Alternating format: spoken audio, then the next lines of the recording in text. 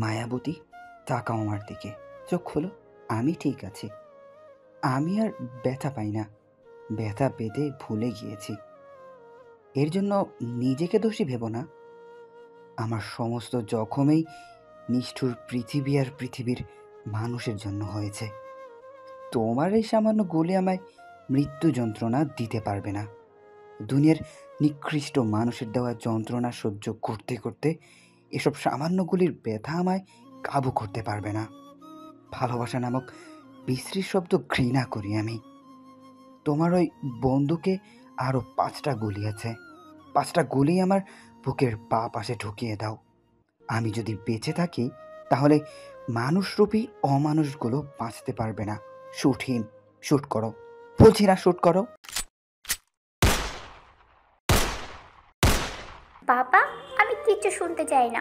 তুমি মামার সাথে কথা বলবে, আমি আর কোনো কথাই শুনতে চাই না, ব্যাস। তুই একটু শান্ত হ মা, আমি বলবো কথা, তুই একটু শান্ত হ। আমি কিভাবে শান্ত হব বাবা? ওই মেয়েটা আসার পর থেকে রাতিয়ান কেমন যেন হয়ে গেছে। তোমার কথাতেই রাতিয়ানের কাছে ভালো হওয়ার জন্য মেয়েটার সাথে এতদিন ভালোভাবে কথা বলেছি। আমি আর পারবো না। ওই রাস্তার মেয়েটা আমার রাতিয়ানের দিকে হাত বাড়িয়েছে। আমি ওকে ছাড়বো না বাবা, একদম না।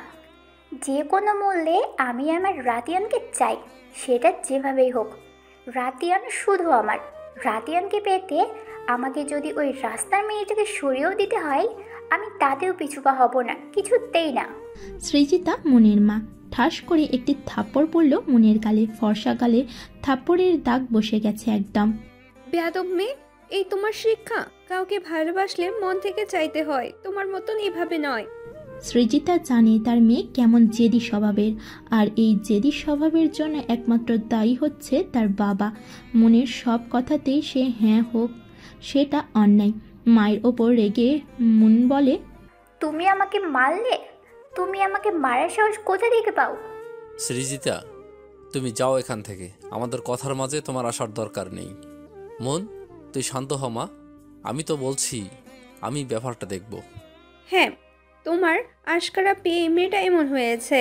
আর এমন জেদি স্বভাবের জন্যই একদিন ওকে সবকিছু হারাতে হবে, দেখে নিও। বলে সৃজিতা সিঁড়ি বেয়ে ওপরে চলে যায়। মন, মা আমার, তুই শান্ত হ, যা তোর রুমে যা, আমি তোর মামার সাথে কথা বলবো। এমন কি কখনো হয়েছে তুই কিছু চেয়েছিস আমি দেইনি? এবারেও নিশ্চিন্তে থাক তুই। মনে রুমে চলে যায়। সকাল 7:30 বাজতে চলেছে। সাবিহা ঘুম থেকে ওঠার কোনো নামই নেই।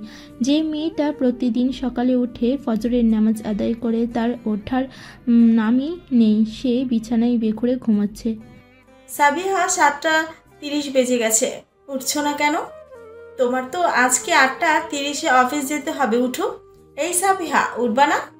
রূপসারটাকে সাবিহার ঘুম ভেঙে যায় আর মোড়া ভেঙে বসে পড়ে। আরে, এতটা সময় কিভাবে ঘুমালাম? আমার ফজর নামাজ। ওল্লাহ, আমাকে ডেকে দাওনি কেন রূপসা? তাড়াহুড়ো করে বিছানা থেকে নেমে ওয়াশরুমের দিকে চলে যায়। এত তাড়াহুড়ো করার কি দরকার? তুমি তো এতটা সময় কখনো ঘুমাও না। আজকে ভাবলাম একটু ঘুমা, তাই আর কি ডাকিনি। আমি সরি, আমি ডেকে দিলে নামাজটা আদায় করতে পারতে। ইটস ওকে রূপসা, আর আমি এখনই নামাজটা পড়তে পারবো।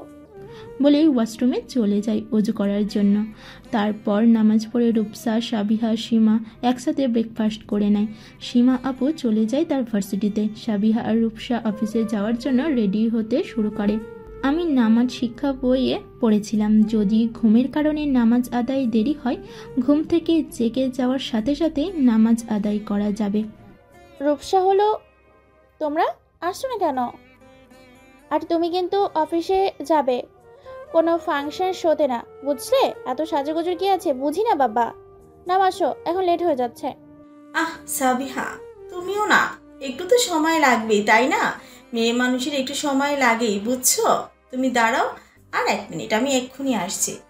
রূপসার কথায় রূপসার দিকে ভ্রুকুঁচকে তাকিয়ে আছে। মানে তুমি এভাবে কেন তাকিয়ে আছো সাবিহা? সাবিহা ভ্রুকুঁচকে বলে, তোমরা কেন এত সময় লাগে রূপসা? আমার তো লাগে না। ও, এই কথা। তুমি জানো, তোমাকে না সাজলেও খুব সুন্দর লাগে। আমার তো মনে হয় আমি যদি ছেলে থাকতাম তোমার প্রেমে হাবুডুবু খেতাম। আচ্ছা, তুমি এত সুন্দর কেন বলো তো? ফালতু প্রশ্ন রাখো আর জলদি আসো, যাও।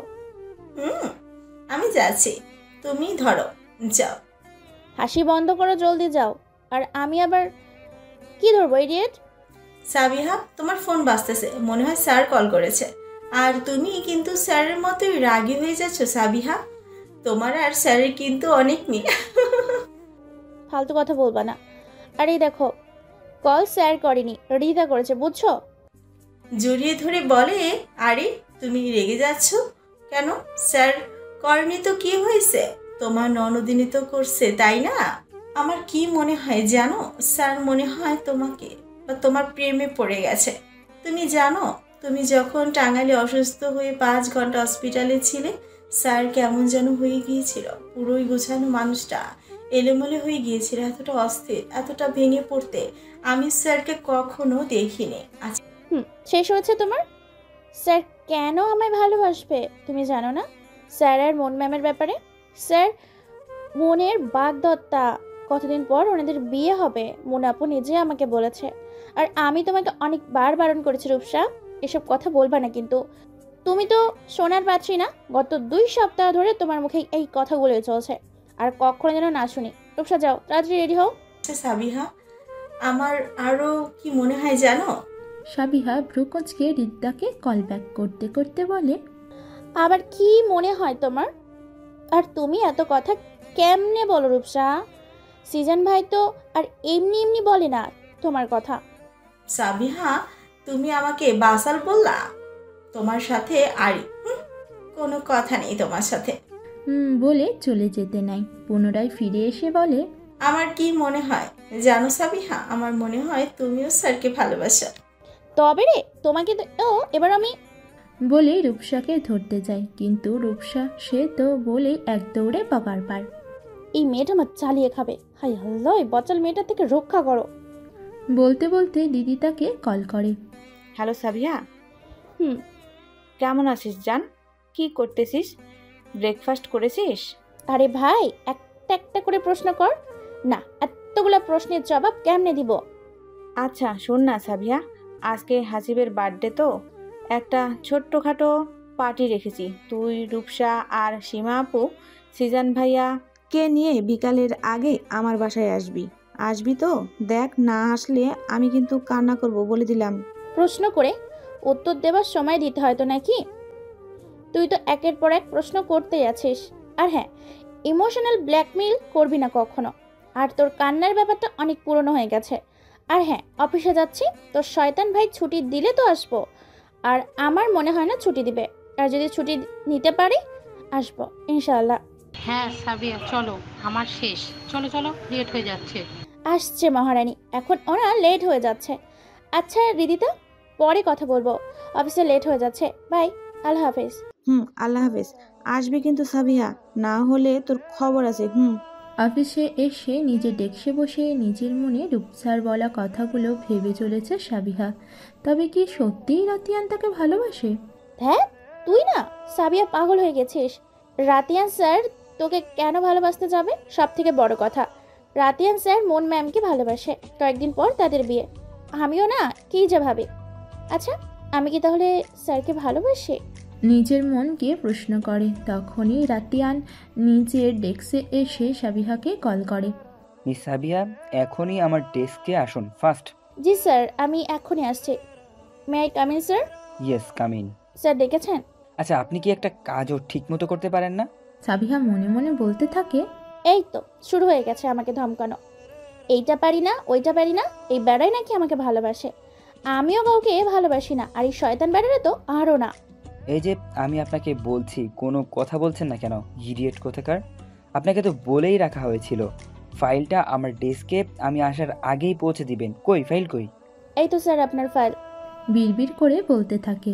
সোনার চান্দু, তুমি কি মনে করছো আমি কিছুই বুঝি না? তুমি কালকে রাতের প্রতিশোধ নিতেছো। এখন তোমার সাথে কোনো ঝামেলায় জড়ানো যাবে না। ছুটিটা আগে নিয়ে নি, মজা বোঝা মনে তোমারে। বিড়বিড় করা শেষ হলে এখন আসতে পারেন আপনি।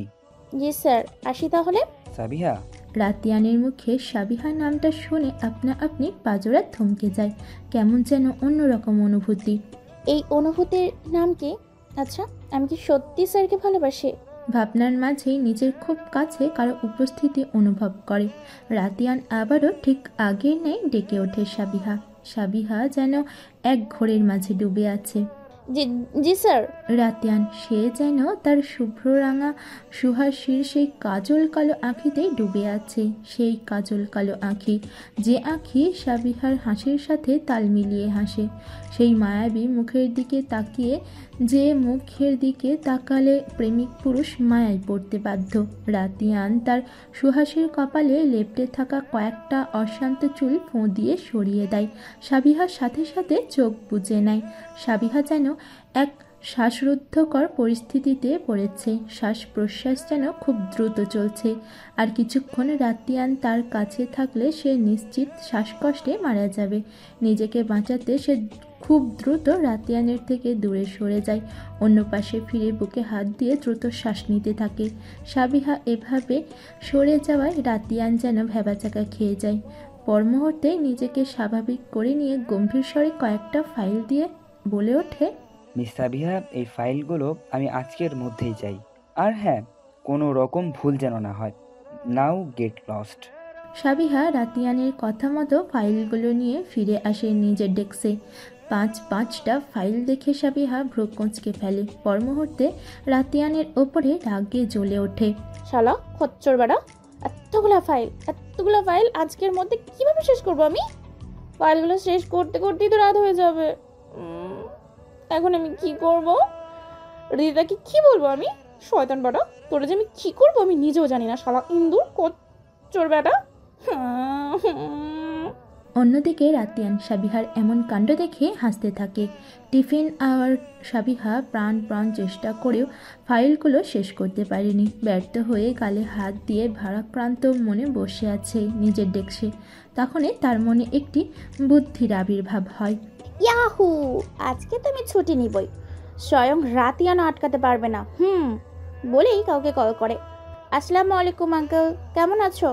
শরীর কেমন আছে? হ্যাঁ আম্মা ভালো আছি। এতক্ষণে মনে পড়লো আমার কথা। রাতিয়ানের বাবা সাবিহাকে আম্মা বলে ডাকে।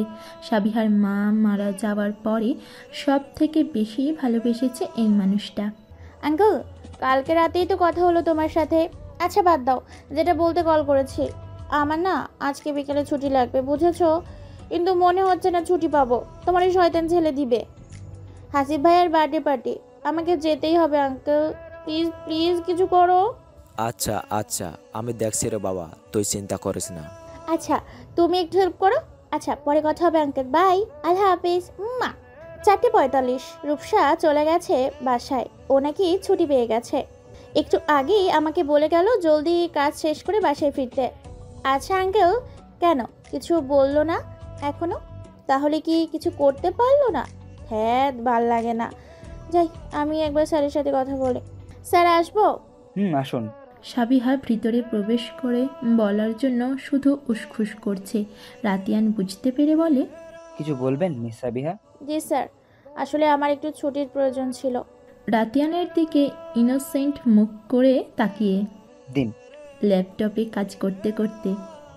জি মানে কি দিব স্যার?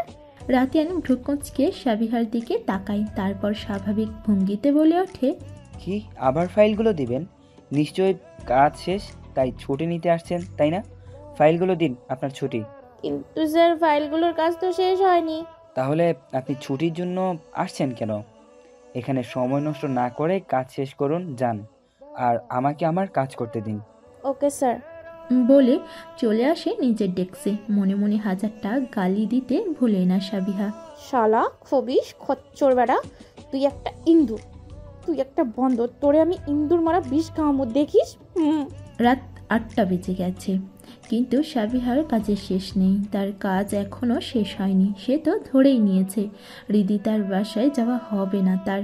সাবিয়া আপা, স্যার আপনাকে ডাকতেছে। আচ্ছা তুমি যাও, আমি আসছি। শয়তান আবার আমরা ডাকে কেন? আসবো স্যার। আসুন। আর হ্যাঁ, সব গুছিয়ে নিন, আমরা এখনই বের হব। আমরা কোথায় যাব স্যার? আর আমার কাজ এখনো শেষ হয়নি। বেশি কথা না, আপনি আমাকে আমার ফ্যামিলির কাছে আমাকে ভিলেন বানিয়ে দিয়েছেন এক কথায়। ইয়ে মানে কি বলছেন স্যার? আনি আবার কি করেছি?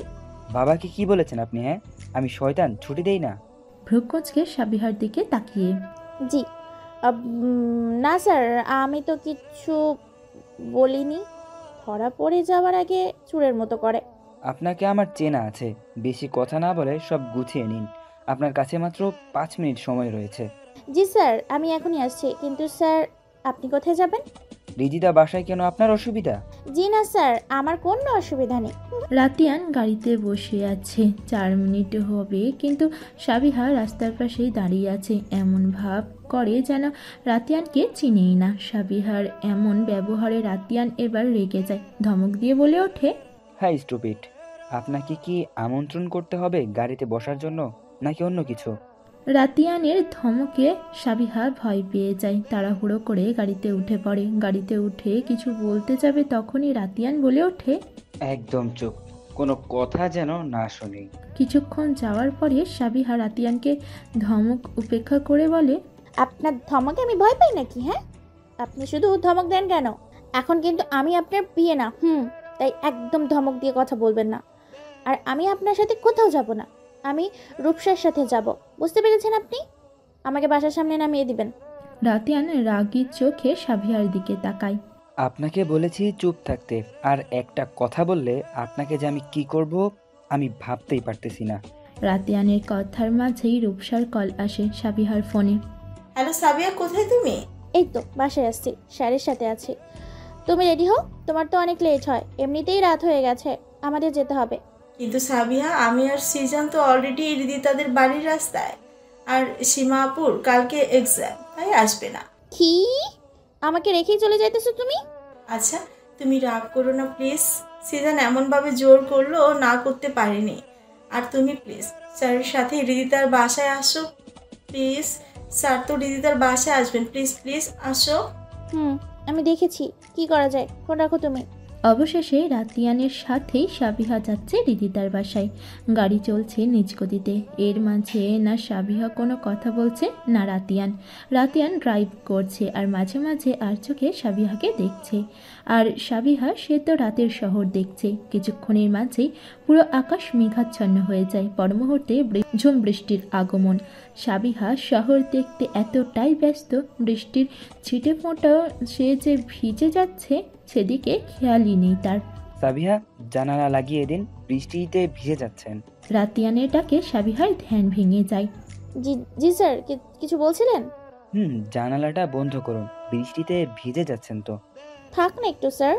রাতিয়ান আর কোনো কথা না বলে কিছুক্ষণ পরে নিজেই জানালা বন্ধ করে দেয়। তুমুল বেগে বৃষ্টি, চারপাশে শুধু বৃষ্টির ঝমঝম শব্দ। গাড়িতেই বসে আছি আমি। রাতিয়ান স্যার রিদিতাকে কল করে ছাতা পাঠাতে বলেছে স্যার। গাড়ি থেকে নেমে রিদিতার বাসায় ভেতরে যাওয়ার আগেই কাক ভেজা হয়ে যাব এমন অবস্থা, তাই ছাতা না আসা পর্যন্ত অপেক্ষা করা ছাড়া কোনো উপায় নেই আমাদের। কিছুক্ষণের মধ্যেই একজন মধ্যবয়সী আঙ্কেল ছাতা নিয়ে হাজির হলেন। ছাতাটা নিয়ে সে চলে গেলেন বাসায়। এমন বৃষ্টিতে যে বাইরে দাঁড়িয়ে থাকাও মুশকিল। কিন্তু সমস্যা বদলালো যখন দুজন মানুষের মধ্যে শুধুমাত্র একটা ছাতা আনা হলো। সাবিহা চারপাশে চোখ বুলিয়ে নিজের মনে ভাবতে থাকে, চারপাশে শুধু ঘুটে অন্ধকার, বৃষ্টির ফোঁটাও চোখে দেখা যাচ্ছে না। শুধু বৃষ্টি জমজম শব্দে বোঝা যাচ্ছে বৃষ্টির উপস্থিতি। যেহেতু একটা ছাতা স্যার ভেতরে চলে যাবে, তাহলে আমি কিভাবে যাব? আর যদি স্যার চলে যায় তাহলে আমাকে এখানে একাই থাকতে হবে। না, আমি এখানে একা থাকতে পারবো না। আমার ছাতার দরকার নেই, আমি ভিজে ভিজেই চলে যাব। বাবা, তাও আমি এই অন্ধকারে একা থাকতে পারবো না। শুকিয়ে যাওয়া ঠোঁট জোড়া জিভ দিয়ে ভিজিয়ে নেয় সাবিহার ভাবনার মাঝে রাতিয়ান ছাতা নিয়ে গাড়ি থেকে বের হয়ে যায়। রাতিয়ানের বের হওয়া দেখে সাবিহা তাড়াহুড়ো করে গাড়ি থেকে বের হয়ে যায়। কিন্তু বৃষ্টিতে ভিজে যাওয়ার আগে রাতিয়ান সাবিহাকে তার ছাতার নিচে নিয়ে নেয় আর নরম স্বরে বলে ওঠে, সব জায়গাতেই কেন এত ছেলে মানুষই তোমার? হ্যাঁ বলো তো, এইভাবে কেন বের হলে? বৃষ্টিতে ভিজে যাবে তো, তাই না? জি মানে স্যার, আপনি যদি আমায় রেখে চলে যান তাই আর কি। রাতিয়ানের এমন বিহেভিয়ার আর তুমি করে বলা যেন সাবিহার গলায় কথা আটকে যায়। রাতিয়ান পুনরায় একই স্বরে বলে, আমি কিভাবে আমার নিজের প্রাণটা এখানে রেখে যাব? বোকার মতো রাতিয়ানের দিকে ফ্যাল করে তাকিয়ে আছে সাবিহা। অবশ্য অন্ধকারে রাতিয়ানের মুখটা যেন দেখা যাচ্ছে না, কিন্তু সাবিহা অনুভব করছে মাঝেই ধমকা এক বাতাসে ছাতাটা হালকা নড়ে ওঠে। রাতিয়ান সাবিহার কাঁধে হাত রেখে হালকা টেনে একদম কাছে নিয়ে আসে, যাতে সাবিহা ভিজে না যায়। রাতিয়ানের পরিপূর্ণ প্রচেষ্টা। 12টা। বৃষ্টি মনে হয় আজকে শপথ নিয়েছে সে আজ আর থাকবে না, আর কাউকে বাসায়ও ফিরতে দিবে না। এমনিতেই আমি রূপসা আজকে ফিরতাম না, বৃষ্টির কারণে সিজন ভাইয়া আর রাতিয়ান স্যার, জারিন, শুভ ওনারাও থেকে যান। জারিন আর শুভ হচ্ছে হাসিব ভাইয়ার কাজিন, শুভ জারিন হচ্ছে ভাই বোন। দিনের শেষে রান্নাঘরের কাজ আমি আর হৃদিতা গুছিয়ে এসে দেখি সবাই ড্রয়িং রুমের সোফায় বসে নিজেদের কাজে ব্যস্ত। সিজন ভাইয়া, শুভ, হাসিব ভাইয়ার সাথে গল্প করছেন, এদিকে রূপসা আর জারিন গল্প করছে, আর আমাদের গম্ভীর সিও মশাই নিজের ফোনে ডুবে আছে, মনে হচ্ছে টেক্সট করছে কারোর সাথে। নিশ্চয়ই মোনাপুর সাথেই করছেন। আঙ্কেল আন্টি নিজের রুমে চলে গেছে অনেক আগেই। হৃদিতা শ্বশুর শাশুড়ি। হৃদিতার আমি ড্রয়িং রুমে আসার সাথে সাথেই শুভ বলে ওঠে, আপনারা এসে গেছেন তো, এখন আপনারা কি করতে চাইছেন? কি আর করব এই বৃষ্টির রাতে? আইডিয়া, চলো আমরা সবাই আজকে বৃষ্টির রাত বিলাস করি। রূপসা, হৃদিতা, সিজান একসাথে বসে উঠে বৃষ্টির রাত বিলাস মানে হচ্ছে আমরা সবাই আজকের রাতটা সবাই একসাথে গল্প করে গেম খেলে কাটিয়ে দিব, কি বলো? কেন নয়, কি বলো তোমরা? হ্যাঁ, মন্দ হবে না, কি বলো হৃদিতা? চলো তাহলে বেলকনিতে যাওয়া যাক, আর শুধু গল্প না, সাথে এক কাপ কফি। ওকে সবাই চলো তাহলে, কিন্তু রাতিয়ান ভাইয়া? হৃদিতার কথায় সবাই রাতিয়ানের দিকে তাকায়। রাতিয়ানের মনোযোগ এখনো মোবাইলে, এমন ভাবে যেন সে এখানে কোনো কথাই শুনেনি। রাতিয়ান স্বাভাবিক স্বরে হৃদিতাকে বলে ওঠে, তোমরা যাও হৃদিতা, আমি এখানে ঠিক আছি, কোনো সমস্যা নেই বলে পুনরায় মোবাইলে মনোযোগ দেয়। না মানে তুমি এখানে একা থাকবে? আরে বাদ দে না হৃদিতা, ওনার মতো গোমরা মুখো আমাদের সাথে গিয়ে কি করবে বলতো? পুনরায় কথা শেষ করার আগেই হৃদিতা সাবিহার মুখ চেপে ধরে। অবশেষে সবাই ব্যালকনিতে এসে যার যার মতো টুলে গোল হয়ে বসে পড়েছে। সব থেকে বড় কথা, রাতিয়ানও এসে গেছে। আর কেউ অবাক হোক বা না হোক, কিন্তু হৃদিতা পুরো অবাক হয়ে তাকিয়ে আছে রাতিয়ানের দিকে। কেননা রাতিয়ান কখনো এভাবে কোনো দিনও মনে হয় না কাজিনদের সাথে গল্প করেছে বা রাত জেগেছে। উল্টো তো তারা এইরকম কিছু করতে চাইলে রাতিয়ান বারণ করে দিত, আর সবাই রাতিয়ানের ভয়ে কেউ কখনো সাহস দেখাতো না। আর সেখানে সে আজ তাদের সাথে রাত জেগে গল্প করবে, সেইটা কি অবাক হওয়ার কথা না? তো চলো আমরা একটা গেম খেলি, বৃষ্টির রাত বিলাস শুরু করি। পিচ্ছি। জারিনি হচ্ছে এখানে সবার ছোট, সে এবার এইচএসসি এক্সাম দিবে, আর শুভ অনার্স ফাইনাল ইয়ার। কিন্তু কি গেম খেলা যায় বলো তো? তবে শোনো, আমি কয়েকটা টুকুনিতে কিছু শব্দ লিখেছি, তোমাদের এক একজনকে এক একটা করতে হবে, আর তার মাঝে যা লেখা আছে তা করতে হবে। ওকে, লেটস স্টার্ট। প্রথম কে নিবে? সাবিয়া আপু। এই আমাকে কেন প্রথমে দিচ্ছ? তোমরা আগে নাও, তারপর আমি। অগত্যা সাবিহাকে আগে নিতে হয়, আর তাতে লেখা রয়েছে তাকে অভিনয় করতে হবে, আর জারিনদের বলতে হবে যে সাবিহা অভিনয়ের মাধ্যমে কি বলছে। তো শর্ত অনুযায়ী সাবিহা অভিনয় শুরু করে দিয়েছে। তাকে অভিনয় করে এই মন তোমাকে দিলাম বোঝাতে হবে। কিছুক্ষণের মাঝেই রূপসা বুঝে যায় সাবিহার বলা অভিনয়ের মানে। জারিন রাতিয়ানের কাছে চলে যায়। রাতিয়ানও নির্দ্বিধায় একটি কাগজ তুলে নেয় এবং তার কাগজে লেখা ছিল প্রিয় মানুষের জন্য একটি গান বলা। সেই প্রিয় মানুষটা এখানে উপস্থিত থাকুক আর না থাকুক। সাবিহা রাতিয়ানের দিকে তাকিয়ে আছে আর মনে মনে ভাবছে, এইবারে কি গান গাইতে পারে নাকি হের গান শুই না আমাগো এখান থেকে পালান লাগবো, আল্লাহ ভালো জানে। সাবিহার ভাবনার মাঝে রাতিয়ান সাবিহার দিকে তাকিয়ে বলে ওঠে, ভালোবাসি তোমায়, ভালোবাসি শুভ্রা রঙ্গা সুহাসী। রাতিয়ানের বলা কথায় সাবিহা প্রথমে ভেবাচাকা খেয়ে যায়, পর মুহূর্তেই রাতিয়ান গান গাইতে শুরু করে। যত কথা রাখা ছিল এই বুকে জমা, তোমাকে জানিয়ে দিলাম ও প্রিয়তমা, আমারই আকাশ নীলে তুমি যে নীলিমা, তোমাকে জানিয়ে দিলাম ও প্রিয়তমা, ও প্রিয়তমা, ও প্রিয়তমা, আমার প্রিয়তমা। রাতিয়ানের গান গাওয়া শেষ। পুরোটা গান গাওয়ার সময় সাবিহা কেবল অবিশ্বাস্য অবাকের দৃষ্টিতে রাতিয়ানের মুখের দিকে তাকিয়েছিল। সে কখনো ভাবেওনি রাতিয়ান এত সুন্দর করে গাইতে পারে। আর রাতিয়ান সে তো নিজের মনে গান গাইছিল। তারপর টুকন চলে যায় শুভর কাছে, আর তার কাগজে লেখা ছিল মেয়েদের মতো সাজুগুজ করা। এইটা অবশ্য জারিন দুষ্টুমি করে লিখেছে। যেহেতু তাদের মাঝে ছেলেরাও রয়েছে, তাই দুষ্টু জারিন সাথে করে লিপস্টিক, কাজল আর মেকআপ নিয়েই বসেছিল। তারপর তার জোর জবরদস্তি করে মেকআপ, লিপস্টিক আর কাজল দিয়ে সাজানো হলো শুভকে। শুভকে দেখতে কেমন লাগছিল আপনারাই ভাবেন, আমি আর কি কইতাম। শুভকে এমন অবস্থায় দেখে এক দফা হাসির রোল পড়ে গেল বেলকনিতে। সবাই যখন হাসতে হাসতে গড়াগড়ি খাচ্ছে, রাতিয়ান তখন তার সুহাসীকে দেখছে। কি মায়াবী তার হাসি! সে হাসার সাথে সাথে যেন তার ওই দুটো মায়াবী চোখ দুটো হেসে ওঠে। হাসার মাঝে সাবিহার চোখ যায় রাতিয়ানের দিকে, আর সে দেখতে পায় রাতিয়ান তার দিকে কেমন ঘোর লাগানো দৃষ্টিতে তাকিয়ে আছে। আর এই দৃষ্টি সাবিহাকে কেমন যেন দুর্বল করে দেয়। সে বেশিক্ষণ ওই চোখ জোড়ায় তাকাতে পারল না। সাবিহা চটজলদি উঠে পড়ে সেখান থেকে, আর কফি আনার কথা বলে নিচে রান্নাঘরে চলে যায়।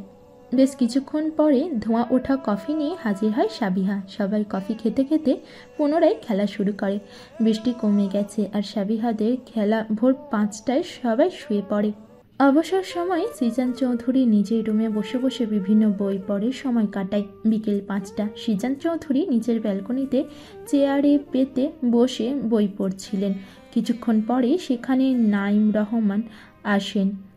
শর্মিলা বানুর রাতিয়ানের বাড়িতে কাজ করে। সিজান চৌধুরী তার রুমে আছে শুনে সে রুমে চলে যায়। রুমে কাউকে না দেখতে পেয়ে ব্যালকনিতে চলে যায়। আসসালামু আলাইকুম ভাইজান, কেমন আছেন? আরে নাইম, আছি আলহামদুলিল্লাহ ভালো। তুমি কেমন আছো? কখন আসলে তুমি? আসো আসো, বসো এখানে। ভালো আছি ভাইজান, আপনার সাথে কিছু গুরুত্বপূর্ণ কথা ছিল ভাইজান, তাই চলে এলাম। হ্যাঁ বলো। ভাইজান, রাতিয়ানের বিয়ের ব্যাপারে কি ভাবছেন ভাইজান? আমি চাইছিলাম মুন আর রাতিয়ানের বিয়ে। শুধু আমি নয়, মুন আর রাতিয়ানও এটা চায়। ওরা একে অপরকে ভালোবাসে। সিজান চৌধুরী এতক্ষণ নীরব শ্রোতা হয়ে নাইম রহমানের বলা কথাগুলো শুনে কিছুক্ষণ ভাবুক দৃষ্টিতে নাইম রহমানের দিকে তাকিয়ে বলে ওঠে, নাইম, তুমি যখন বলছো রাতিয়ান আর মুন একে অন্যকে ভালোবাসে, তাহলে বিয়েটার প্রতি আমার কোনো সমস্যা নেই। তবে আমি রাতিয়ানের সাথে কথা বলে দেখছি। রাতিয়ানের পছন্দের উপর আমার কোনো কথা নেই। রাতিয়ানের সাথে কথা বলে আমার মতামত জানাবো তোমাকে। মুন গত 3 দিন অফিসে আসেনি। আজ 3 দিন পর সে অফিসে এসেছে। সে আজ অনেক খুশি, কারণ কয়েকদিন পর রাতিয়ান তার হবে। সেই খুশিতে আত্মহারা। অফিসে আসা মাত্রই প্রথমে সাবিহার ডেস্কে যায়। হে সাবিয়া, কেমন আছো তুমি? জি জি ম্যাম, ভালো আছি। আপনি এখানে? কোনো প্রবলেম ম্যাম? মন 3 দিন পর অফিসে এসেছে। এসে সাবিহার ডেস্কে দেখে সাবিহা কিছুটা অবাক হয়ে যায়।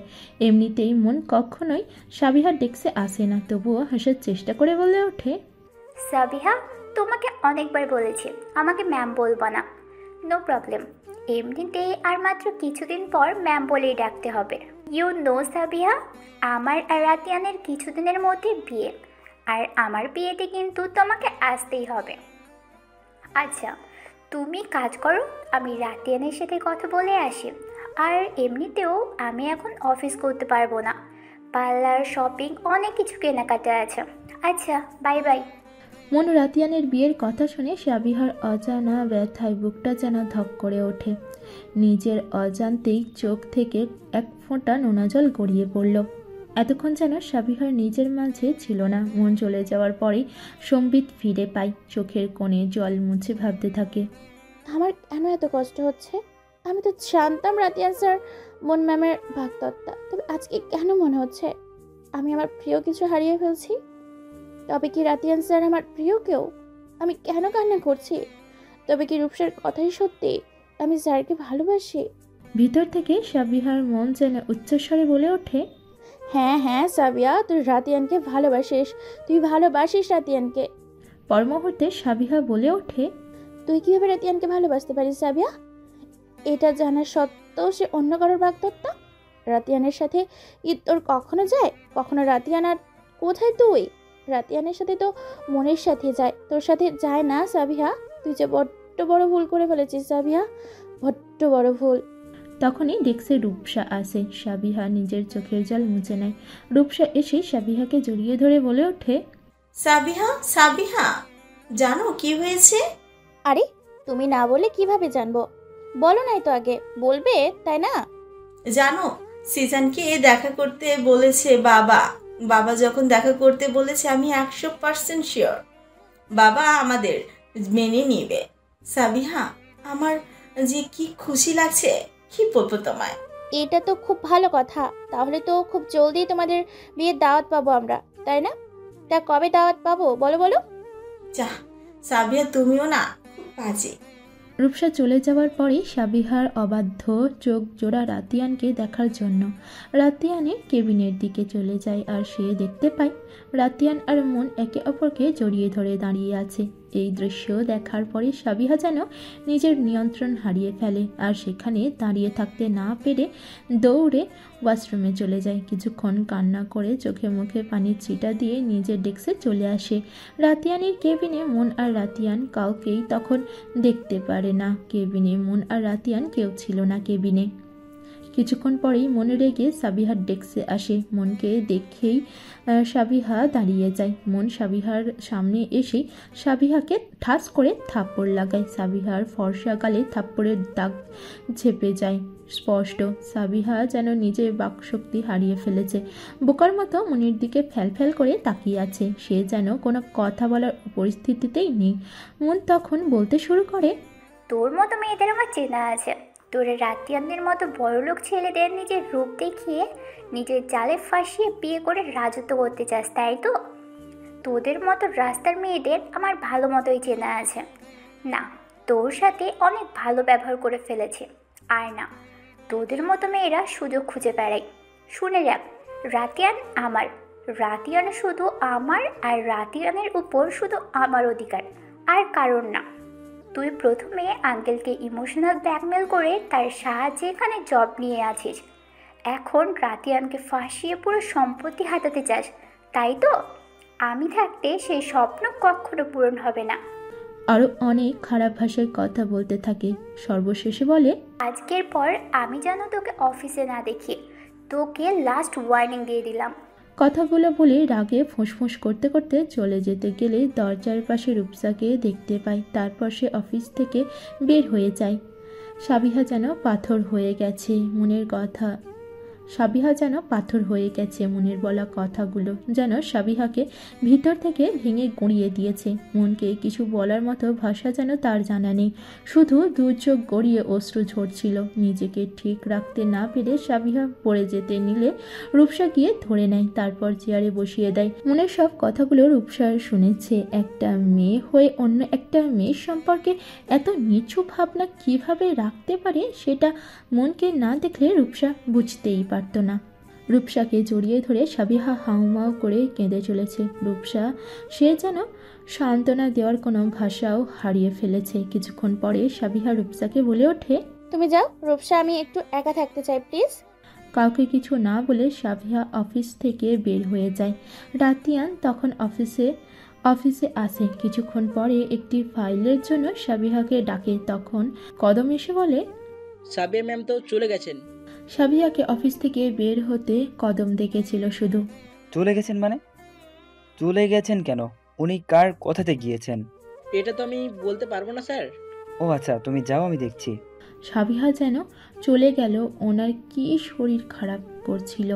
সাথে সাথে ফোন বের করে কল লাগায় সাবিহার ফোনে। কিছুক্ষণ পরে বলে ওঠে, আপনি যে নাম্বারে কল করেছেন তা এই মুহূর্তে বন্ধ আছে।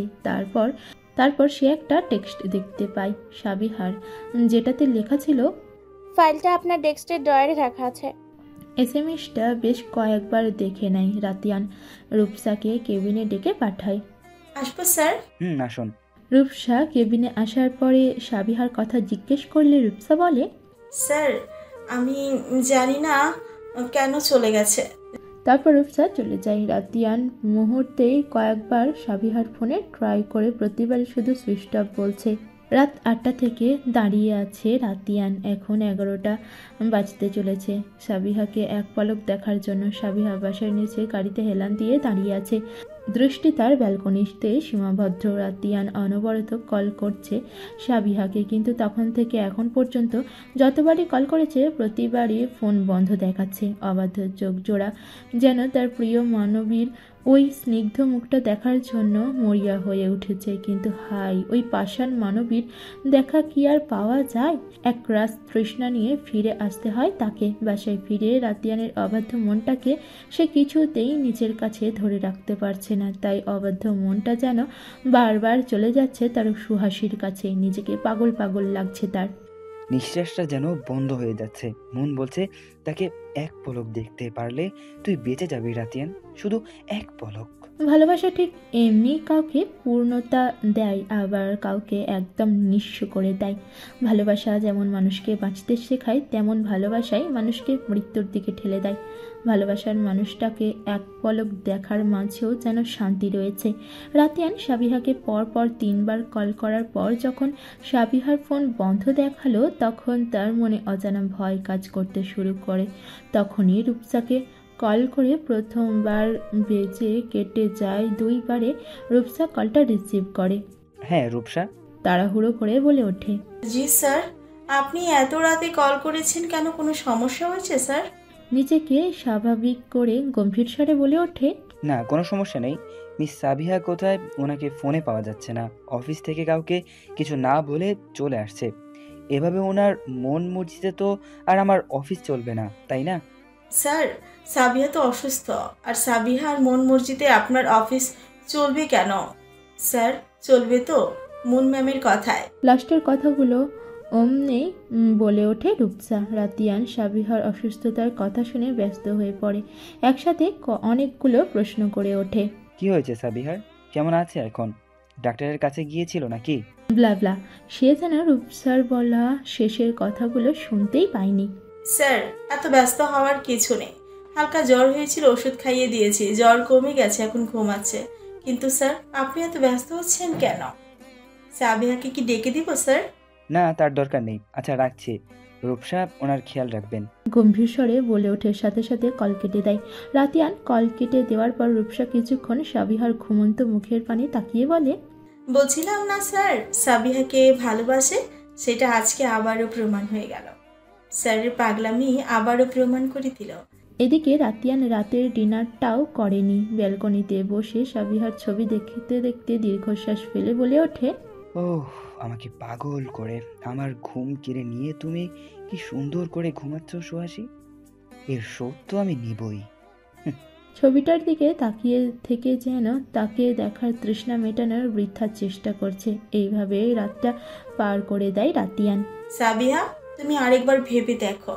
হ্যাঁ, এভাবে হুটহাট কোনো সিদ্ধান্ত নিও না সাবিহা। আমার যা ভাবার আমি ভেবে নিয়েছি। সীমা আপু, আমাকে তোমরা জোর করো না প্লিজ।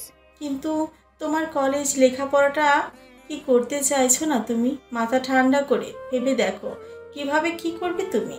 প্লিজ কোনো এক ব্যবস্থা হয়ে যাবে রূপসা, আমি আর কিছু শুনতে চাচ্ছি না।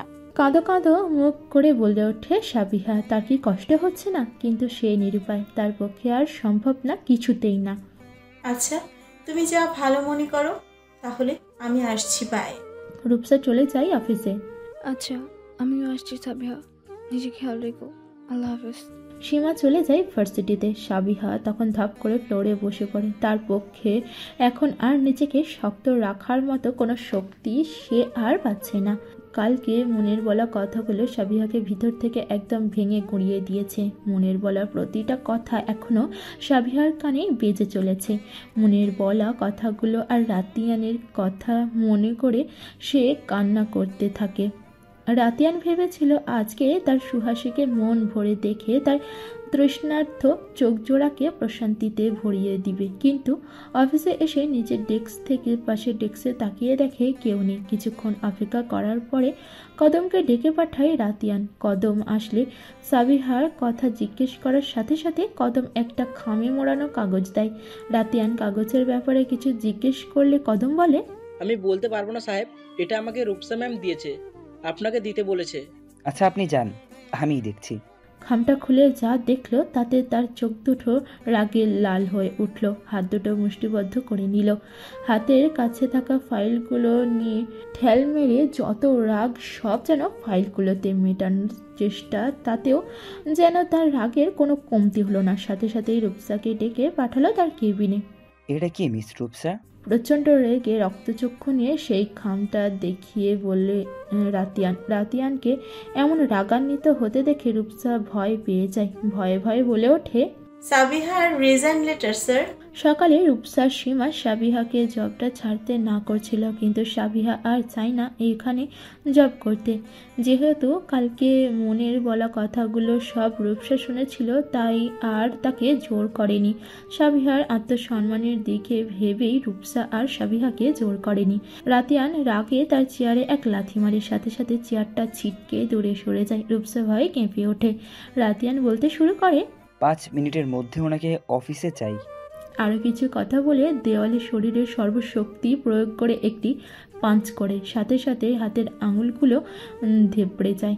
রাতিয়ানের এমন পাগলামি দেখে রূপসা ভয় পেয়ে সাবিহার সাথে মনের করা ব্যবহারের কথা বলে দেয়। এতে যেন রাতিয়ানের রাগ আরও বেড়ে যায়। সাথে সাথে অফিস থেকে বের হয়ে যায়। সাবিহার বাসায় কলিং বেল বেজে চলেছে। দরজা খুলে দেখতে পায় তাদের বাসার দারোয়ান কাকা এসেছে।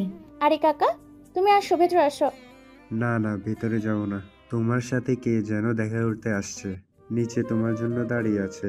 আমার সাথে দেখা করতে কে আসবে? আচ্ছা তুমি যাও, আমি আসছি। নিচে এসে সাবিহা অবাক হয়ে যায়, কারণ গেটের কাছেই রাতিয়ান তার ব্ল্যাক কালার গাড়িতে হেলান দিয়ে দাঁড়িয়ে আছে।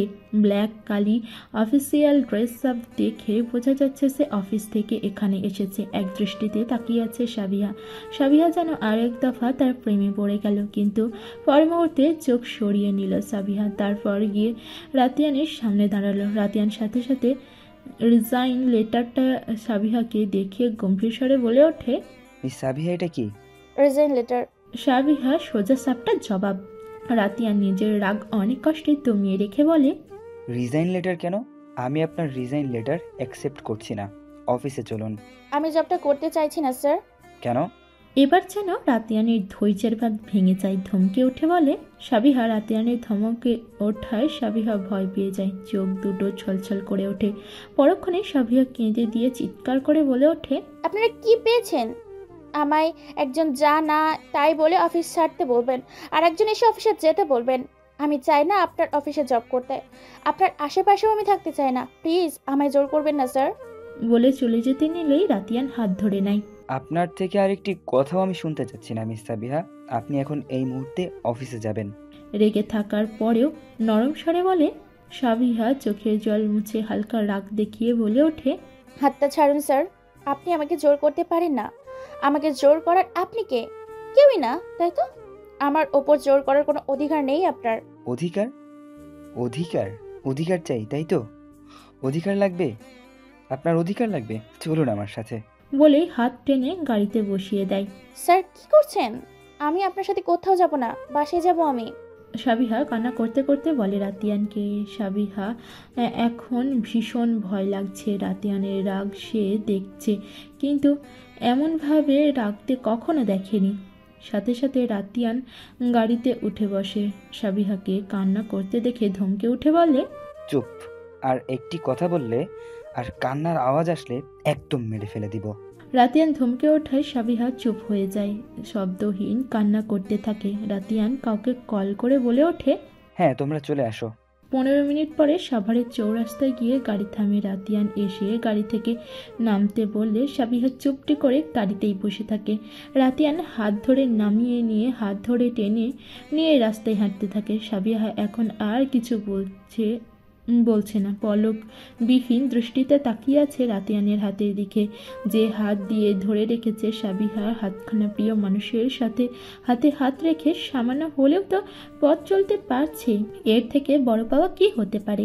সাবিহার ভাবনার মাঝে রাতিয়ান থেমে যায়। সাবিহা সম্বিত ফিরে পায়। আশেপাশে তাকিয়ে বোঝার চেষ্টা করে তারা কোথায় এসেছে। আশেপাশে তাকাতেই দেখতে পারে তারা কাজী অফিসের সামনে দাঁড়িয়ে। সাবিহা যেন বোকা বনে যায়। বোকা সাবিহা রাতিয়ানকে জিজ্ঞেস করে, আমরা এখানে কেন এলাম স্যার? রাতিয়ান কিছু না বলে সাবিহার হাত ধরে কাজী অফিসের ভিতরে চলে যায়। ভিতরে গিয়েই সাবিহা অবাকের শীর্ষে পৌঁছে যায়, কেননা সেখানে সিজান, রূপসা, হৃদিতা আর একটা ভাইয়া দাঁড়িয়ে আছে। সাবিহা গিয়েই রূপসাকে জিজ্ঞেস করলো, রূপসা তুমি এখানে কেন? আর সিজন ভাইয়া এখানে, বাইরে চান্স তোমরা কি পালিয়ে বিয়ে করছো? হ্যাঁ, পালিয়ে বিয়ে করছে, কিন্তু আমরা না, অন্য কেউ। তাহলে কি ওই ভাইয়া বিয়ে করছে? কিন্তু কাকে বিয়ে করছে?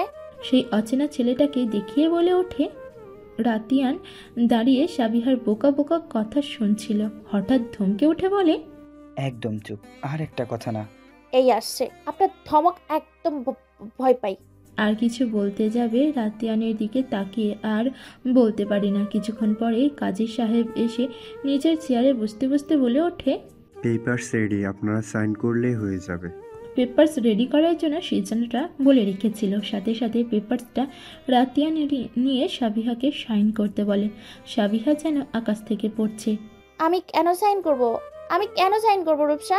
এই হৃদিতা, এখানে কি হচ্ছে কেউ বলবে আমায়? রূপসা আর হৃদিতা বলে ওঠে, রেজিস্ট্রি হচ্ছে, আর কি হবে? ডোন্ট কেয়ার ভাব নিয়ে বলে, কিন্তু কার আর আমাকেই কেন সাইন করতে বলছে? আমি আমি কোনো রেজিস্ট্রি করব না। আর কার সাথে রেজিস্ট্রি করাচ্ছ? আমি কোনো মদন টদনকে বিয়ে করতে পারবো না, তোমরা আমাকে জোর করতে পারো না। ছলছল চোখে বলে ওঠে সিজান, হৃদিতা, রূপসা, অচেনা ছেলেটা আর কাজী সাহেব উচ্চ স্বরে হেসে দেয়। ওদের হাসিতে রাতিয়ানের রাগ যেন সপ্তম আকাশে উঠে যায়। সাথে সাথেই থমকে ওঠে। সাবিহা সহ সবাই ভয় পেয়ে চুপ হয়ে যায়। তারপর রাতিয়ান সাবিহার কাছে গিয়ে বলে ওঠে, সাইন করুন বলছি। তারপর রূপসা আর হৃদিতা গিয়ে সাবিহার কাঁধে হাত রেখে সাইন করতে বলে। সিজান, কাজী সহ সবাই সাইন করতে বলে। এই একবার রাতিয়ান আর রূপসাদের দিকে তাকিয়ে কান্না করতে করতে সাইন করে দেয়। তারপর পেপারসটা রাতিয়ান নিয়ে গটগট করে সাইন করে দেয়। তারপর কাজী সাহেব বলে ওঠে, আলহামদুলিল্লাহ, আপনারা আজ থেকে আইনিভাবে স্বামী স্ত্রী হয়ে গেছেন। সাবিহা বোকা, যেন কিছুই বুঝতে পারছে না। একবার রাতিয়ান তো আরেকবার রূপসাদের দিকে তাকাচ্ছে। তারপর রাতিয়ান সাবিহার কানের কাছে গিয়ে ফিসফিস করে বলে, অধিকার, তাই না? এখন পুরো সাবিহাটাই যে আমার। এখনো কি অধিকারের কথা বলবেন আপনি? খুব জ্বালিয়েছেন আমায়। এবার আপনাকে জ্বলতে হবে মিস রাতিয়ান, তৈরি থাকুন। কিছুক্ষণ পরেই রাতিয়ানের কল আসে। রিসিভ করে সে উত্তেজিত হয়, বলে ওঠে, কে? আমি এক্ষুনি আসছি। হসপিটালের করিডোরে দাঁড়িয়ে আছে রূপসা, সিজান, হৃদিতা, সাবিহা এবং রাতিয়ানের ফুফা নাইম রহমান। কল করেছিল, মন কালকে কার অ্যাক্সিডেন্ট করেছে আর সিজিতা বেগম মন আর কখনো নিজের পায়ে দাঁড়াতে পারবে কিনা ডক্টর শিওর বলতে পারছে না। এই কথা শোনার মাত্রই জ্ঞান হারিয়ে ফেলেছে। মনের এমন অবস্থার কথা শুনে মনের করা অপমান সব কিছু ভুলে গিয়ে মনকে দেখার জন্য রাতিয়ানের সাথে হসপিটালে আসে সাবিহা। সাবিহার সাথে সাথে হৃদিতা, রূপসা, সিজান চলে আসে। রাতিয়ান গিয়ে নাইম সাহেবকে সামলাচ্ছে। তার একমাত্র আদরের মেয়ে, তার প্রিয়তমা স্ত্রী, দুইজন হসপিটালের বেডে নিস্তেজ হয়ে পড়ে আছে। যাকে নিজের বুকের মাঝে লুকিয়ে রেখে লালন পালন করছে, যার এক বিন্দু কষ্ট সে সইতে পারে না, তাকে এভাবে নিস্তেজ হয়ে পড়ে থাকতে দেখে নিজেকে সামলাতে পারছে না। সে নিজেকে ঠিক রাখতে পারছে না। তাদের একমাত্র মেয়ে মন কার অ্যাক্সিডেন্ট একটি পা হারিয়ে ফেলেছে। অপর পা ঠিক হওয়ার 90% চান্স রয়েছে। মাথা খুব বাজেভাবে আঘাত পেয়েছে। কাল অফিস থেকে ফেরার পথে তার গাড়ির সাথে একটি মালবাহী ট্রাকের সাথে ধাক্কা খায়। অবশ্য অ্যাক্সিডেন্টের মূল কারণ হলো সে রাতিয়ান সাবিহার ওপর ভীষণভাবে রেগে যায়। নিজের রাগকে নিয়ন্ত্রণ করতে না পেরে হাই স্পিডে গাড়ি চালাচ্ছিল। হঠাৎ করে ট্রাকের সামনে পড়ে যায়। তার গাড়ি হাই স্পিডে গাড়ি চালানোর জন্য সাথে সাথে ব্রেক করতে না পারায় অ্যাক্সিডেন্ট হয়। তারপর সেইখানে লোকজন মিলে মন আর ট্রাক ড্রাইভারকে হসপিটালে নিয়ে আসে। সেই দিন অফিসে মন রাতিয়ানের কেবিনে গিয়ে রাতিয়ানকে জড়িয়ে ধরে বলতে শুরু করে, আমি তোমায় ভালোবাসি রাতিয়ান, ভীষণ ভালোবাসি। রাতিয়ান মনের এমন আচরণের প্রথমে ভেবাচাকা খেয়ে যায়। পর মুহূর্তে মনের এভাবে জড়িয়ে ধরায় রাতিয়ান রেগে যায়। রেগে গিয়ে মনকে এক ঝটকায় নিজের থেকে সরিয়ে দেয়। তারপর প্রচণ্ড রেগে বলে ওঠে, নেক্সট টাইম এমন ভুল কখনো করবে না মন, সেটা তোমার জন্য ভালো হবে না, কথাটা মনে রেখো। রাতিয়ানের কথায় পাত্তা না দিয়ে মন গিয়ে পুনরায় রাতিয়ানকে জড়িয়ে ধরে। তারপর বলে, দেখো রাতিয়ান, আমি তোমায় অনেক ভালোবাসি। আমি জানি তুমি আর রাস্তার মেয়ে সাবিয়াকে ভালোবাসো। সাবিহাকে ছোট করে অনেক কথা বলতে থাকে আর তখনই সাবিহা রাতিয়ান আর মনকে দেখে তারপর সে ওয়াশরুমে চলে যায়। রাতিয়ান মনের এমন ব্যবহার আর সাবিহার সম্পর্কে এমন বাজে কথাগুলো সহ্য করতে পারে না। সে প্রচণ্ড রেগে মনকে নিজের থেকে ছাড়িয়ে ঠাস করে দুই গালে দুটো থাপ্পড় লাগিয়ে দেয় আর বলে, তোকে এই থাপ্পড় দুটো আগেই লাগানো দরকার ছিল, তাহলে আর সাবিহার সম্পর্কে তুই বাজে কথা বলতে পারতি না। আর হ্যাঁ, আমি সাবিহাকেই ভালোবাসি। সাবিহার সম্পর্কে বাজে কথা বলার সাহস কোথায় পেলি তুই? নেক্সট টাইম তোকে যেন আমার অফিসে না দেখি। বলেই রেগে অফিস থেকে বের হয়ে যায় রাতিয়ান। আর মন রাতিয়ানের এমন ব্যবহার সহ্য করতে পারে না। তার সব রাগ ঘৃণা গিয়ে সাবিহার ওপর পড়ে। সে রেগে সাবিহার কেবিনে গিয়ে সাবিহার সাথে বাজে ব্যবহার করে, তারপর রেগে অফিস থেকে বের হয়ে যায়। মন এতটাই ঢেকে যায় সে হাই স্পিডে গাড়ি ড্রাইভ করে যায়, ফলে তার অ্যাক্সিডেন্ট হয়। তারপর ঘটনা তো আপনাদের জানা। বর্তমানে মনকে ঘুমের ইঞ্জেকশন দিয়ে ঘুমে রাখা হয়েছে। তার চিকিৎসার জন্য দেশের বাহিরে নিয়ে যাওয়া হবে। ডক্টর ভরসা দিয়েছে দেশের বাহিরে গিয়ে চিকিৎসা করা হলে তার পা ঠিক হওয়ার 80% সম্ভাবনা রয়েছে। তাই রাতিয়ান আর নাইম রহমান মনকে দেশের বাইরে নেওয়ার সব ব্যবস্থা করে ফেলেছে। সারাদিন তাদের হসপিটালে কাটলো। বিকেল 5টায় মনের ফ্লাইট, তাই রূপসা, রিদিতা, সাবিহা হসপিটাল থেকে গেছে। সিজান চলে গেছে অফিসে। বিকেল 4টা নাগাদ মনের ঘুম ভেঙে যায়। রাতিয়ান নাইম রহমান মনের কেবিনে যায় মনের সাথে দেখা করতে। রাতিয়ান গিয়ে মনের বেডের পাশে বসে জিজ্ঞেস করে, এখন কেমন লাগছে? একটু ভালো লাগছে কি? এখন ভালো লাগছে। সব সময় কেন এত পাগলামি করো মন? আজকে তোমার রাগ আর জিদের কারণেই এই অবস্থা। মন হালকা করে হাত উঠিয়ে রাতিয়ানের হাতে হাত রেখে মুঠো পুড়ে নেয়, তারপর কান্না করে দিয়ে বলতে থাকে, আমায় ক্ষমা করে দিও রাতিয়ান, আমি ভুল করে ফেলেছি। রাতিয়ান কিছু বলতে যাবে তখনই কেবিনের সাবিহা, রূপসা আর রিদিতা প্রবেশ করে। সাথে সাথে রাতিয়ান হাত সরিয়ে নিয়ে কেবিন থেকে বের হয়ে যায়। মন হেসে দেয়, তারপর সাবিহাকে নিজের কাছে ডাকে। সাবিহা মনের কাছে যাওয়ার পরে মন সাবিহাকে তার পাশে বসতে বলে। সাবিহা মনের পাশে বসে। তুমি কিন্তু অনেক বাজে সাবিয়া, সেই তুমি আমার থেকে আমার রাতিয়ানকে কেড়ে নিলে। সাবিহা অপরাধীর মতো মাথা নিচু করে বসে থাকে, কিছু বলে না। এই মেয়ে, তাকাও আমার দিকে, তাকাও বলছি। সাবিহা মনের দিকে তাকায়, সাথে সাথে মন আবার কেঁদে ওঠে। সাবিহাকে বলতে থাকে, সরি সাবিহা, আমি তোমার সাথে অনেক খারাপ ব্যবহার করেছি, অনেক বাজে ব্যবহারও করেছি, তবুও তুমি আজ আমায় দেখতে এসেছো। আসলে তুমি অনেক ভালো মনের মানুষ, আর ভালো মানুষদের সাথে সব সময় ভালো হয়। তার জন্যই হয়তো আমি রাতিয়ানকে 1000বার চেয়েও পেলাম না, আর তুমি না চাইতেও পেয়ে গেলে। মনের কান্না দেখে সাবিহার কান্না করতে থাকে। জানো তো, আমার মা সব সময় বলতো আমার রাগ আর জেদের কারণে একদিন আমি সব হারাবো। দেখো, আমি সব হারিয়ে ফেললাম, আজ আমি সব হারিয়ে ফেললাম। তবে রাতিয়ান কিন্তু তোমাকে অনেক ভালোবাসে, কখনো রাতিয়ানকে কষ্ট দিও না সাবিহা।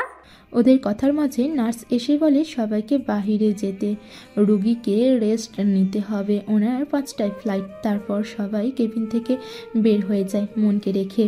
নাইম রহমান, মুন আর সিজিতা বেগমকে এয়ারপোর্টে পৌঁছে দিয়ে আসবে রাতিয়ান। সাবিহা, রূপসা, রিদিতা মুনদের রাতিয়ানের গাড়িতে উঠে দিয়ে বাসায় চলে আসবে। রিদিতা আর রূপসা রিকশার জন্য দাঁড়িয়ে আছে। সাবিহা মুনদের সবাইকে বিদায় দিয়ে রূপসাদের কাছে আসার সময় রাতিয়ান সাবিহার সামনে এসে দাঁড়ায়। আপনি কোথায় যাচ্ছেন? কেন স্যার? বাসায়। আপনি গাড়িতে উঠুন। কেন স্যার? আমি তো বাসায় যাব। বেশি কথা বলবেন না, আমি বলেছি তাই। আপনি গিয়ে গাড়িতে বসবেন, নাকি এখনো বলবেন আমার কোনো অধিকার নেই আপনার উপর? কিন্তু স্যার, রূপসা দিদিটা আমার জন্য অপেক্ষা করছে। আপনি বসুন, আমি আসছি বলে গাড়িতে বসিয়ে দেয় সাবিহাকে। তারপর রাতিয়ান রূপসাদের কাছে গিয়ে কিছু কথা বলে ফিরে আসে।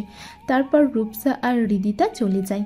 মনদের এয়ারপোর্টে পৌঁছে দিয়ে সাবিহা আর রাতিয়ান ফিরে আসে। সাবিহা এখনও কান্না করে চলেছে। মনের মা মন যাওয়ার সময় অনেক কান্না করছিল, তাদের সাথে সাথে সাবিহাও অনেক কান্নাকাটি করে।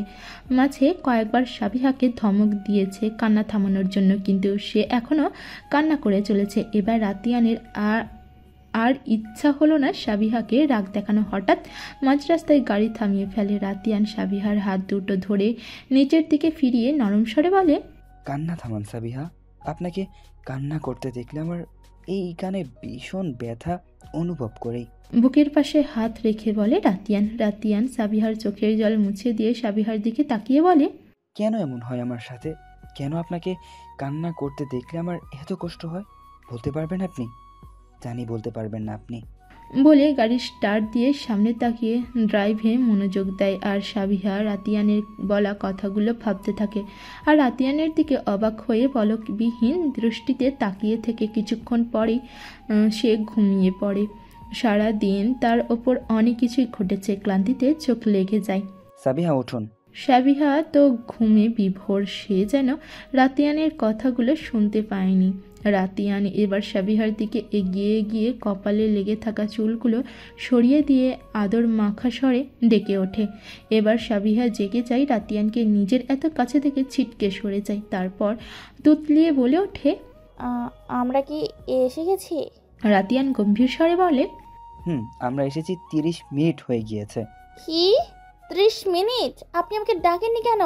ডেকে দিলে তো ঘুমন্ত পরিটাকে মন ভরে দেখতে পারতাম না, তাই। সিট বেল্ট খুলতে খুলতে বলে সাবিহা। চোখগুলো বড় বড় করে বলে ওঠে, কি? কিছু না, নামুন এখন। নাকি গাড়িতেই থাকার ইচ্ছে?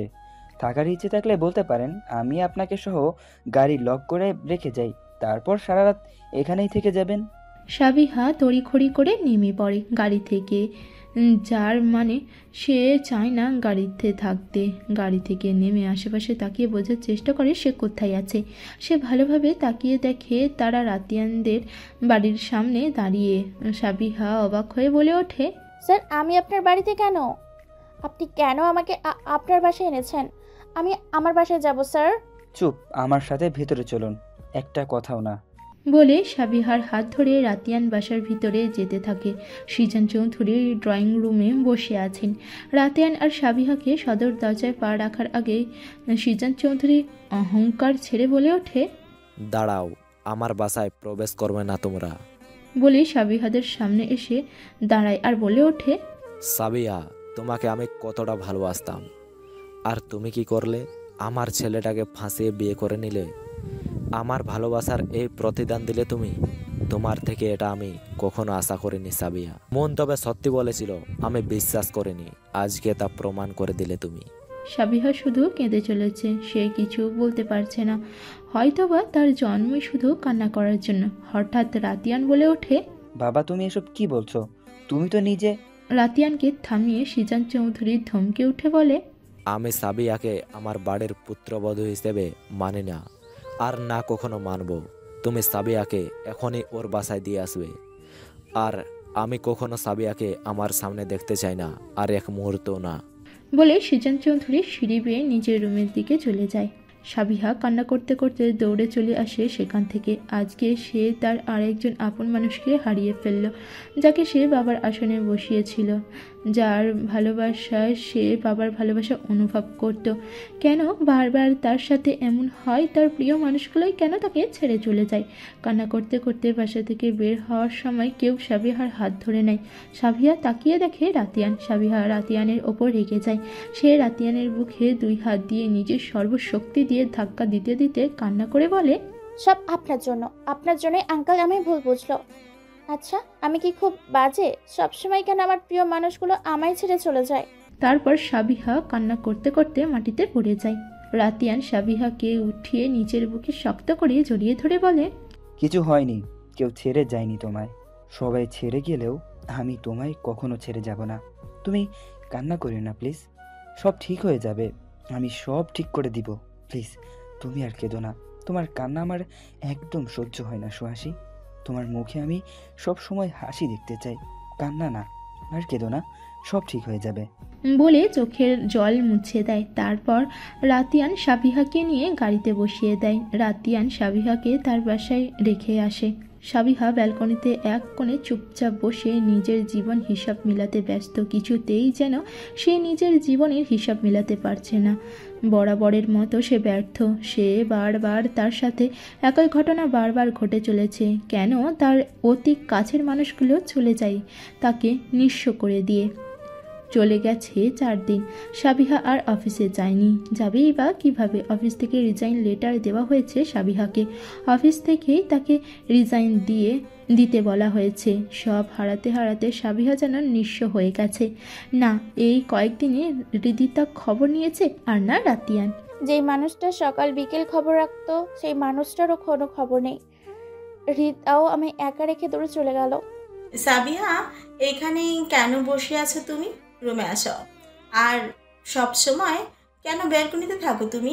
রাতে ব্যালকনিতে দাঁড়িয়ে আকাশের দিকে তাকিয়ে থাকা যেন সাবিহার নিত্যদিনের কাজ হয়ে গেছে। রূপসার কথায় সাবিহার ভাবনা থেকে বের হয়। এমনি। তুমি কি অফিস যাবে এখন? সাবধানে থেকো, আর হ্যাঁ, দরজা লাগিয়ে দিও কেমন? আসে। চলে যেতে নিলে সাবিহা ডেকে ওঠে। রূপসা। রূপসা ফিরে তাকিয়ে বলে, বলো। কখন আসবে? আজকেও কি অনেক রাত হবে? না মানে সীমা আপু তো নেই, একা বাড়িতে থাকতে। জানোই তো সাবিহা অফিসে অনেক কাজের চাপ, ফিরতে রাত হবে। ও আচ্ছা আচ্ছা, তুমি যাও, তোমার লেট হয়ে যাচ্ছে। আচ্ছা, তুমি ব্রেকফাস্ট করে নিও আর সাবধানে থেকো। বাই। রূপসা অফিসে চলে যায়। গত 4 দিন যাবৎ রূপসার কাজে ভীষণ ব্যস্ত। অফিস থেকে আসতে অনেক রাত হয়ে যায়। এদিকে সীমাও নিজের বাড়িতে গেছে। সাবিহাকে বাসায় একা থাকতে হয়, আর সে একা থাকতে ভীষণ ভয় পায়। রূপসা চলে যাওয়ার পরই সাবিহা কেঁদে ওঠে আর বলতে থাকে, আমি আর পারছি না মা, আমি নিয়ে নাও তোমার কাছে। আমি কেন একা রেখে চলে গেলে? কয়েকদিন মেয়েটা কেমন হয়ে গেছে, ঠিকমতো খাওয়া দাওয়া করে না, ঘুমায় না, মাঝরাতে উঠে কান্না করে। রাতিয়ানের কথা মনে করে সে অঝরে কেঁদে যায়। সে তার ভালোবাসার মানুষটাকে নিজের করে পেল না, আর যে মানুষটার কাছে বাবার ছায়া দেখতে পেত তাকেও হারিয়ে ফেলল। কান্না করতে করতে ব্যালকনির কোণে বসে থাকে। দুপুর 2টা, এখনও সাবিহা ব্যালকনিতেই বসে। সে ব্রেকফাস্ট পর্যন্ত করেনি। কলিং বেলের শব্দে সে ব্যালকনি থেকে রুমে চলে আসে। রুমে এসে ভাবতে থাকে, এই সময়ে কেউ তো আসার কথা না। দরজা খুলে রূপসাকে দেখতে পাই। রূপসা তুমি? আজকে ছুটি নিয়ে নিলাম, ভাবলাম আজ তোমার সাথে কিছুক্ষণ থাকি। ও আচ্ছা আচ্ছা, তুমি যাও, আগে ফ্রেশ হয়ে নাও। চলো। ও সাবিহা, তুমিও ফ্রেশ হয়ে রেডি হয়ে নাও। আজকে তুমি আর আমি দুজনেই ঘুরতে যাব, আর প্লিজ না করতে পারবা না। কই যাব রূপসা? আমি কোথাও যাব না, ভালো লাগছে না। সাবিহা, তোমার একটা কথাও শুনতে চাই না। তুমি আমি ঘুরতে যাব, ব্যাস। এখন যাও, রেডি হও। সাবিহাকে জোর করে ফ্রেশ হতে পাঠিয়ে দেয়। রূপসা সাবিহা ফ্রেশ হয়ে নেয়। রূপসা হালকা সাজগোজ করছে, আর সাবিহা পাশেই বসে আছে। আচ্ছা সাবিহা, এভাবে বসে আছো কেন? রেডি হবা তো নাকি? আমি তো রেডি রূপসা, আর কি রেডি হব? তুমি কোথায় রেডি হয়েছো? শুধু তো জামাটা পরেছো।